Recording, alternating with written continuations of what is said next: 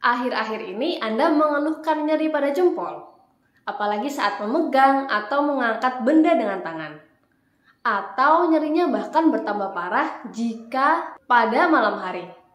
Jangan panik karena kita akan bahas penyebab nyeri pada ibu jari beserta tips mengatasinya. Jadi jangan kemana-mana, stay tune. Assalamualaikum warahmatullahi wabarakatuh. Halo teman Visio, kembali lagi dengan saya Lilia Hamidah, teman Visio Anda. Nah, kita akan bahas nyeri pada ibu jari. Nyeri pada ibu jari tentunya sangat mengganggu ya. Aktivitas yang seharusnya bisa dilakukan dengan mudah menjadi lebih sulit. Misalkan membawa barang, membuka knop pintu, atau bahkan aktivitas sederhana seperti memegang handphone malah menjadi tidak nyaman. Tidak hanya nyeri, mungkin sebagian dari teman Visio ada yang mengeluhkan jempolnya sulit digerakkan, kemudian ada bengkak, atau bahkan mengeluarkan bunyi klik saat ditekuk. Tapi penyebab nyeri di ibu jari tidak hanya satu, dan beda penyebab juga beda penanganannya tentunya. Oleh karena itu, kita akan bahas di sini ya. Penyebab pertama, kemungkinan ada ibu jari yang terkilir. Nah, cedera terkilir di ibu jari terjadi karena peregangan berlebihan atau kerusakan pada ligamen ibu jari. Nah, ligamen itu sendiri apa sih? Ligamen adalah jaringan seperti pita yang menghubungkan antara tulang dan tulang. Cedera ini paling sering terjadi saat seseorang jatuh dengan tangan terentang. Nah, gejalanya apa saja kira-kira? Antara lain rasa nyeri, kemudian ada bengkak dan memar di sepanjang bagian dalam ibu jari, di dekat buku jari pertama ya. Kemudian cara meredakan nyeri pada ibu jari akibat terkilir. Yang pertama, jika Anda mengalami cedera pada ibu jari, langkah awal yang bisa diambil seperti apa? Kita ambil rumus PEACE ya. Yang pertama itu ada P, protection atau proteksi, yaitu hindari menumpu pada ibu jari dan batasi gerak selama 1-3 hari setelah cedera. Untuk apa? Untuk meminimalisir pendarahan yang bisa memperburuk penyembuhan jaringan. Nah, tapi yang perlu diingat, istirahat juga harus dibatasi ya. Karena terlalu banyak istirahat juga dapat merugikan fisiologis dari sendi ibu jari kita. Kekuatan dan kualitas jaringan nanti jadi menurun. Yang kedua, elevation atau elevasi, yaitu mengangkat bagian tubuh yang cedera lebih tinggi dari posisi jantung sesering mungkin yang bisa dilakukan. Misal, kalau cedera di ibu jari berarti pas kita tiduran atau duduk, lengan kita bisa disangga dengan bantal ya, agar posisi jari tangan kita lebih tinggi daripada posisi jantung. Nah, yang ketiga ada A, avoid anti-inflammatory, hindari anti-inflamasi ya. Yang dimaksud di sini adalah hindari penggunaan obat anti-inflamasi berlebihan, dan sebisa mungkin kita hindari dulu yang namanya kompres es. Kalau tidak mendesak, misal karena nyeri tidak tertahankan, lebih baik dihindari dulu. Karena apa? Bisa memperlambat proses penyembuhan jaringan. Selanjutnya ada C, compression atau kompresi. Ya, kita bisa menggunakan elastic bandage atau kinesio tape untuk mengurangi pembengkakan. Nah, yang terakhir ada E, education, artinya edukasi ya. Edukasi ini nanti akan diberikan oleh fisioterapis, termasuk program lanjutan seperti LOV, ada loading, optimisme, vaskularisasi, dan exercise. Nah, exercise ini nih yang paling penting, yang jelas program latihannya nanti berfokus pada pengurangan nyeri, peningkatan rentang gerak jari, dan kekuatan otot serta fungsionalnya. Sehingga aktivitas menggunakan tangan nanti menjadi semakin baik.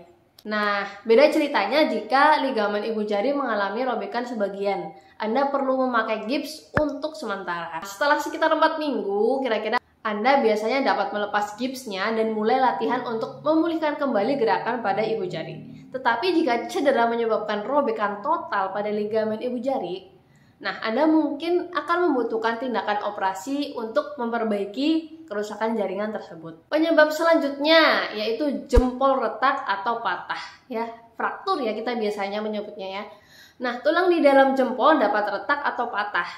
Jika ini terjadi, gejala-gejalanya dapat berupa rasa sakit yang hebat, dimulai di lokasi tulang yang rusak dan menyebar ke pergelangan tangan dan lengan bawah. Bisa sampai seperti itu ya. Nah, tergantung pada jenis retak atau patahan dan lokasinya.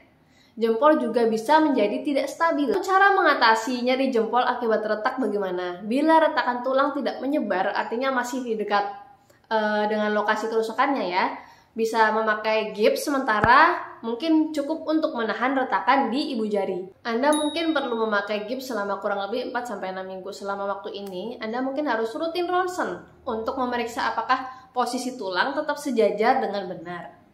Nah, bila retakan tulang telah bergeser jauh dari lokasi kerusakannya, Anda mungkin membutuhkan tindakan operasi untuk meluruskan kembali retakan tersebut. Kemudian pasca penggunaan gips, nanti Anda bisa melakukan latihan-latihan untuk jempol Anda. Untuk penyebab selanjutnya ada artritis sendi basal. Ya, artritis itu radang sendi, basal itu pada ibu jari, ya. Makanya disebut artritis sendi basal.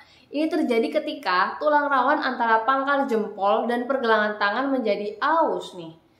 Ini bisa disebabkan oleh osteoartritis, rheumatoid arthritis. Gejala-gejala dari artritis pada jempol antara lain rasa nyeri, kemudian kaku atau bengkak pada jempol. Berkurangnya rentang gerak jempol dan gejala-gejala akan memburuk saat Anda menggerakkan jempol. Cara meredakan nyeri jempol akibat artritis bagaimana? Yang pertama, Anda bisa konsumsi obat nyeri, biasanya dapat dijadikan pertolongan pertama untuk nyeri jempol akibat artritis.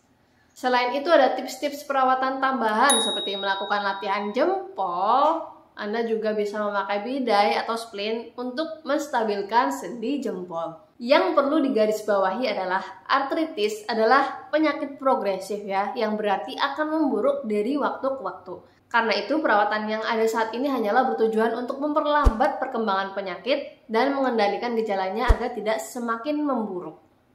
Ada banyak langkah yang bisa diambil ya, dari mulai diri Anda sendiri seperti memperbaiki pola hidup, kemudian pola makan yang sehat. Nah, selengkapnya teman fisio bisa simak penjelasannya di sini ya. Kemungkinan penyebab selanjutnya ada trigger finger.